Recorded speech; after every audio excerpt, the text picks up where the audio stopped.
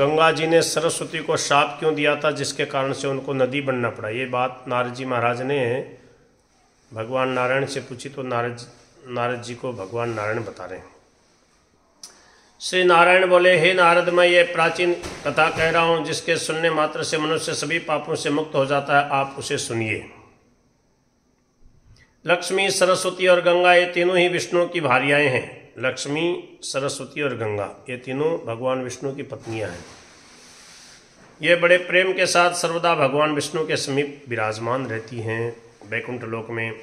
एक बार गंगा कामातुर होकर मुस्कुराती हुई कटाक्ष पूर्वक भगवान विष्णु का मुख निहार रही थी। गंगा मैया बड़े प्रेम से भगवान विष्णु का मुख निहार रही थी, प्रेम से। इनका काम है वो प्रेम है। तब भगवान विष्णु क्षण भर उनके मुख की ओर देखकर मुस्कुराने लगे। उसे देखकर लक्ष्मी ने तो सहन कर लिया, किंतु सरस्वती ने नहीं। उदारता की मूर्ति लक्ष्मी ने हंसकर उन सरस्वती को समझाया, किंतु अत्यंत कोपाविष्ट हो वे सरस्वती शांत नहीं हुई। उस समय लाल नेत्रों तथा मुखमंडल वाली और कुपित तथा कामबे के कारण निरंतर कांपते हुए होठों वाली सरस्वती अपने पति भगवान विष्णु से कहने लगी। सरस्वती बोली, एक धर्मनिष्ठ श्रेष्ठ तथा उत्तम पति की बुद्धि अपनी सभी पत्नियों के प्रति समान हुआ करती है, किंतु दुष्ट पति की बुद्धि इसके विपरीत होती है। एक गदाधर, मुझे ज्ञात हो गया कि गंगा पर आपका अधिक प्रेम रहता और लक्ष्मी पर भी उसी के समान प्रेम रहता है, किंतु हे प्रभु, मुझ पर आपका थोड़ा भी प्रेम नहीं है। गंगा और लक्ष्मी के साथ आपकी प्रीति समान है। इसीलिए गंगा के इस विपरीत व्यवहार को भी लक्ष्मी ने क्षमा कर दिया। अब यहाँ पर मुझ अभागिनी के जीवित रहने से क्या लाभ, क्योंकि जो स्त्री अपने पति के प्रेम से वंचित है उसका जीवन व्यर्थ है। जो विद्वान लोग आपको सात्विक स्वरूप वाला कहते हैं वे सब वेदज्ञ नहीं हैं, अपितु मूर्ख हैं। वे आपकी बुद्धि को नहीं जानते। सरस्वती की यह बात सुनकर और उन्हें कोपाविष्ट देखकर भगवान ने मन ही मन कुछ सोचा और इसके बाद वे वहाँ से बाहर निकलकर सभा में चले गए। भगवान नारायण के चले जाने पर वाणी की अधिष्ठात्री देवी उन सरस्वती ने कुपित होकर निर्भीकतापूर्वक गंगा से सुनने में अत्यंत कटु वचन कहा।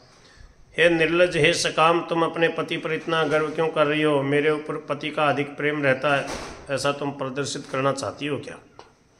हे कांत वल्लभे, आज मैं भगवान विष्णु के सामने ही तुम्हारा अभिमान चूर्ण कर दूंगी। तुम्हारा वह पति मेरा क्या कर लेगा? ऐसा कहकर वे गंगा के बाल खींचने के लिए उद्यत हुई। तब लक्ष्मी ने दोनों के बीच में आकर उन सरस्वती को ऐसा करने से रोक दिया। कैसी लीला है देवी मैयाओं की। इससे महान बलवती तथा सतीत्वमयी सरस्वती ने उन लक्ष्मी को शाप दे दिया कि तुम नदी और वृक्ष के रूप में हो जाओगी। इसमें कोई संदेह नहीं। गंगा का विपरीत आचरण देखकर भी तुमने कुछ नहीं कहा और सभा के बीच में वृक्ष तथा नदी की भांति तुम जड़वत बन गई थी, इसलिए तुम भई हो जाओ। यह शाप सुनकर श्री भी लक्ष्मी जी ने न तो शाप दिया और न क्रोध ही किया। वे सरस्वती का हाथ पकड़कर दुखित हो वहीं पर बैठी रह गई। कोप के कारण कांपते हुए होठों तथा लाल नेत्रों वाली और अत्यंत असंतुष्ट उस सरस्वती को देखकर गंगा लक्ष्मी से कहने लगी। गंगा बोली, हे पद्मे,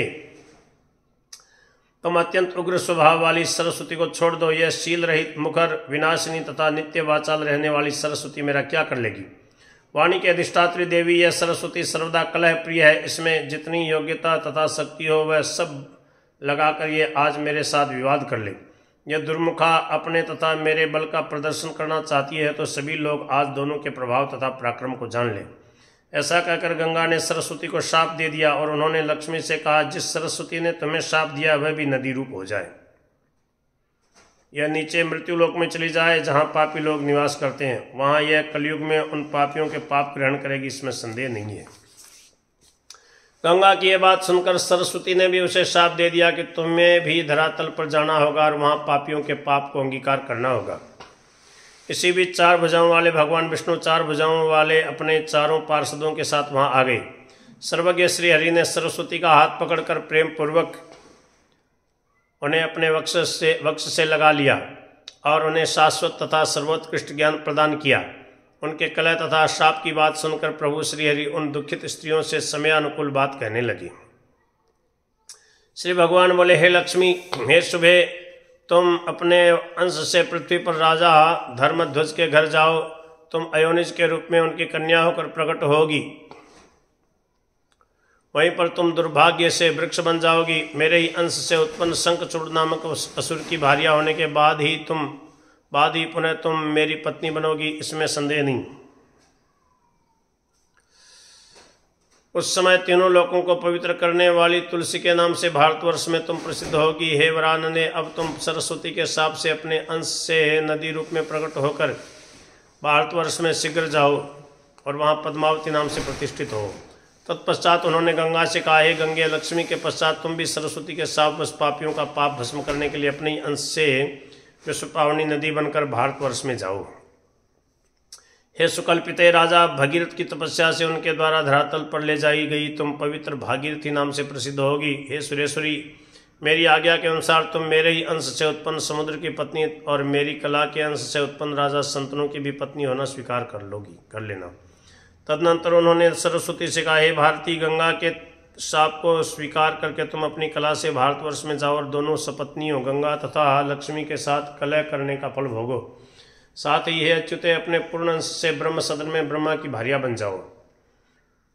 गंगा जी शिव के स्थान पर चली जाएं। यहाँ पर केवल शांत स्वभाव वाली क्रोध रहित मेरी भक्त सत्व स्वरूपा महान साध्वी, अत्यंत सौभाग्यवती, सुशील तथा धर्म का आचरण करने वाली लक्ष्मी ही विराजमान रहें, जिनके एक अंश की कला से समस्त लोकों में सभी स्त्रियां धर्मनिष्ठ, पतिव्रता, शांत रूपा तथा सुशील बनकर पूजित होती हैं।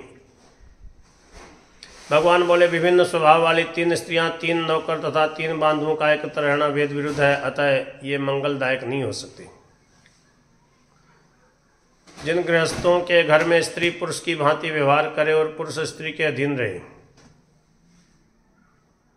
उनका जन्म निष्फल हो जाता है और पग पग पर उनका अमंगल होता है। जिसकी स्त्री मुख दुष्टा अर्थात कुवचन बोलने वाली, योनि दुष्टा अर्थात व्यभिचार में लिप्त रहने वाली तथा कलह प्रिया है, उस व्यक्ति को जंगल में चले जाना चाहिए, क्योंकि उसके लिए बड़े से बड़ा जंगल भी घर से बढ़कर श्रेष्ठकर होता है, क्योंकि वहाँ उसे जल, स्थल और फल आदि की निरंतर प्राप्ति होती रहती है, किंतु घर पर यह सब नहीं मिल पाते। अग्नि के पास रहना ठीक है, अथवा हिंसक जंतुओं के निकट रहने में भी सुख मिल सकता है, किंतु दुष्ट स्त्री के सानिध्य में रहने वाले पुरुषों को अवश्य उससे भी अधिक दुख भोगना पड़ता है। हे वरानने, व्याधि ज्वाला तथा विष ज्वाला तो पुरुषों के लिए ठीक है, किंतु दुष्ट स्त्रियों के मुख की ज्वाला मृत्यु से भी बढ़कर कष्टकारक होती है। स्त्री के वश में रहने वाले पुरुषों की शुद्धि शरीर के भस्म हो जाने पर भी निश्चित ही नहीं होती। ऐसा व्यक्ति दिन में जो पुण्य कर्म करता उसके फल का भागी नहीं होता, वह इस लोक तथा परलोक में सर्वत्र निंदित होता और नरक प्राप्त करता है। जो यश और कीर्ति से रहित है, वह जीते हुए भी मृतक के समान है। किसी पुरुष की बहुत सी पत्नियों का एक साथ रहना कल्याणप्रद नहीं है। एक भार्या वाला तो सुखी है ही नहीं, फिर अनेक भार्याओं वाला कैसे सुखी रह सकता है। हे गंगे, तुम शिव के स्थान पर जाओ और हे सरस्वती, तुम ब्रह्मा के स्थान पर जाओ। यहाँ मेरे भवन में उत्तम स्वभाव वाली लक्ष्मी ही रहें। जिस पुरुष की पत्नी सहज रूप से अनुकूल हो जाने वाली, उत्तम स्वभाव वाली तथा पतिव्रता होती है, उसे इस लोक में तथा स्वर्ग में सुख तथा धर्म प्राप्त होते हैं और परलोक में मोक्ष पद प्राप्त होता है। जिसकी पत्नी पतिव्रता होती है, वह मुक्त, पवित्र तथा सुखी है। इसके विपरीत दुराचारणी स्त्री का पति जीते जी मृतक के समान अपवित्र तथा दुखी है।